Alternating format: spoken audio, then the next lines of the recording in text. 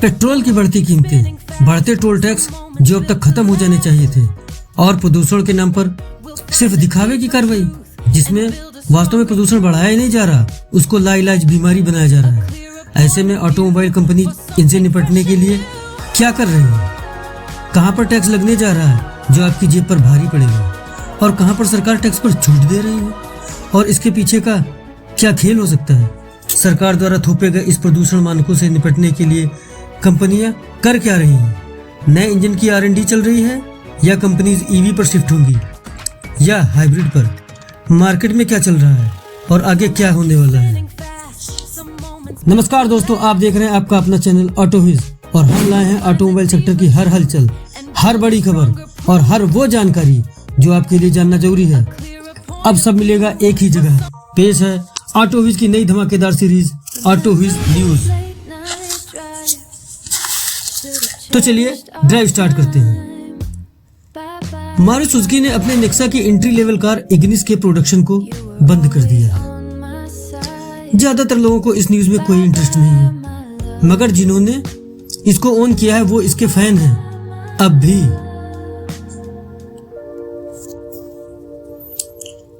Swift और Dzire जो अब नए 3 सिलेंडर इंजन में आ रही हैं, ऐसे में उसी 4 सिलेंडर इंजन के साथ इग्निस आ रही थी। सिटी ड्राइविंग में इसका पंची इंजन टाटा पंच से भी बेहतर है, रिफाइंड और रिलायबल था। पंच 3 सिलेंडर इंजन में वाइब्रेशन बहुत थी, लेकिन Maruti K12 butter smooth. Maruti Suzuki ने इसको 13 जनवरी 2017 के लॉन्च के बाद से सिर्फ एक बार अपडेट किया था, जिसमें इसके इंजन को BS6 नॉर्म्स और थोड़ा फ्रंट में रीडिजाइन बम्पर और ग्रिल दिए गए थे। बेहतरीन ड्राइविंग डायनामिक्स और 180 mm के ठीक ठाक ग्राउंड क्लियरेंस वाली यह माइक्रो अर्बन SUV अपने पोलराइजिंग लुक्स के कारण ज्यादातर लोगों को पसंद नहीं आती थी। मारुति ने इसको बहुत दिनों से कोई अपडेट नहीं दिया था। इग्निस को बंद करना सही है, या इसी इंजन के साथ अपडेट ठीक था, या नया इंजन लेना था? आपको क्या सही लगता है? कमेंट में अपनी राय जरूर दें। ईवीज की सेल में इंडिया में टाटा का एक छत्र राज चल रहा है, ये तो सब जानते हैं, लेकिन टाटा जल्दी ही अपनी बहुत ही मशहूर SUV, जिसकी अभी कुछ ज्यादा ही हाइप बना दी गई थी, सस्ती डिफेंडर बोलकर। जी हाँ, हम बात कर रहे हैं टाटा सियरा की। टाटा सियरा का EV वेरिएंट मई 2026 में लॉन्च कर सकता है। सियरा EV को फरवरी में रिवील किया गया था। सियरा EV की टक्कर टाटा के सबसे बड़े कंपटीटर महिंद्रा एंड महिंद्रा की BE6 से तो होगा ही, साथ में मारुति E-विटारा, हुंडई क्रेटा इलेक्ट्रिक से भी होगा। लेकिन यहाँ सियरा के पास एक ऐसा हथियार है जिससे वो इन सबको एक ही झटके में पछाड़ रही है। ऐसा क्या है टाटा सियरा के पास जिसका जवाब इन सारे महारथियों के पास नहीं है? वो हथियार है सियरा EV का ऑल व्हील ड्राइव और रियल व्हील ड्राइव होना। इसमें टाटा ने नए प्लेटफॉर्म जो एक्टिव प्लस के नाम से जाना जाता है का प्रयोग किया है। इस प्लेटफॉर्म की खासियत ये है कि इसमें हर तरह का ट्रांसमिशन लगाया जा सकता है। इसमें टाटा हैरियर वाली 65 किलोवाट आवर की बैटरी का इस्तेमाल करेगा। इसके लोअर ट्रिम में कर्व वाली 55 किलोवाट बैटरी होगी। सियरा EV को टाटा नेक्सॉन EV और हैरियर EV के बीच में प्लेस करेगी। इससे टाटा EV में micro SUV, compact sub 4 metre SUV, mid size SUV से पूरी रेंज लाएगी। टाटा मोटर्स अपनी EV रेंज को बढ़ाते हुए, गैप्स फिल करते हुए एक और EV लॉन्च करने जा रही है।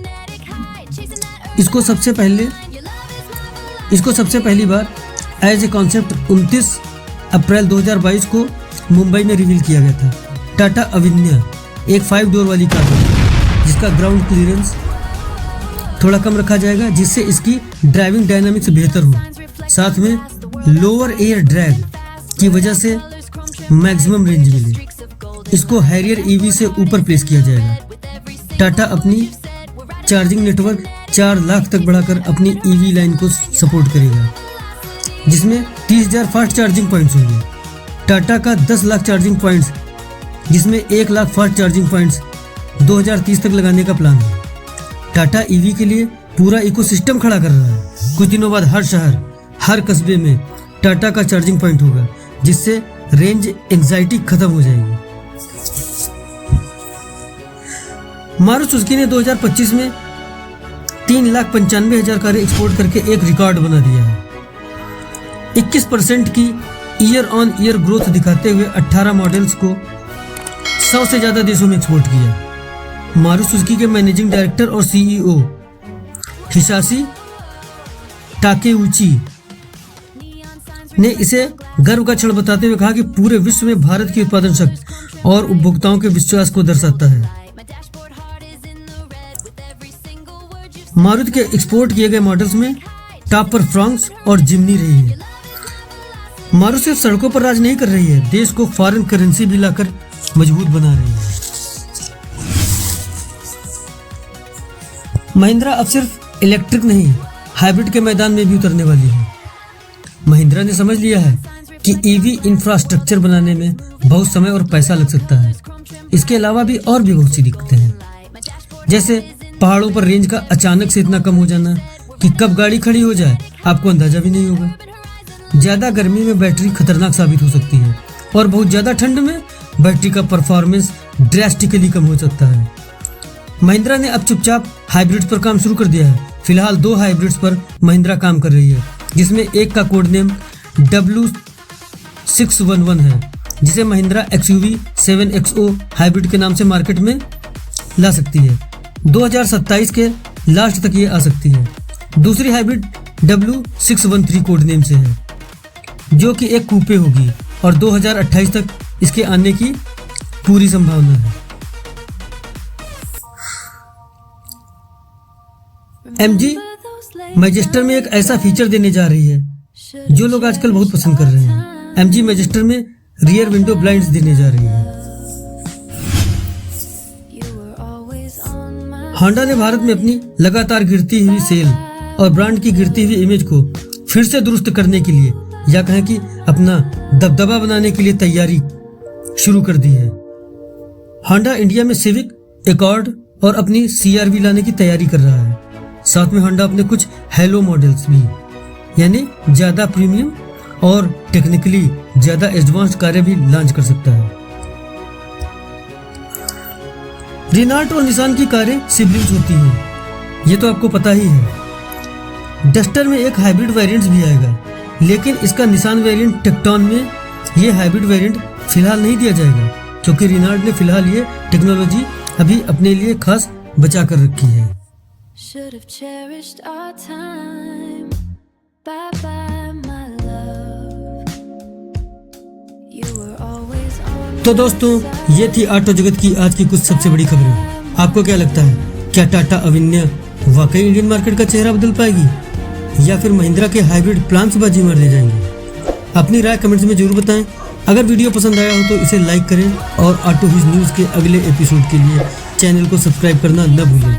मिलते हैं अगले वीडियो में, तब तक के लिए हेलमेट पहनिए, सीट बेल्ट लगाइए और सुरक्षित चलिए और गाड़ी सुरक्षित स्पीड में चलाइए, क्योंकि कितने भी स्टार हों वो आपकी जान एक स्पीड के बाद नहीं बचा सकते। धन्यवाद।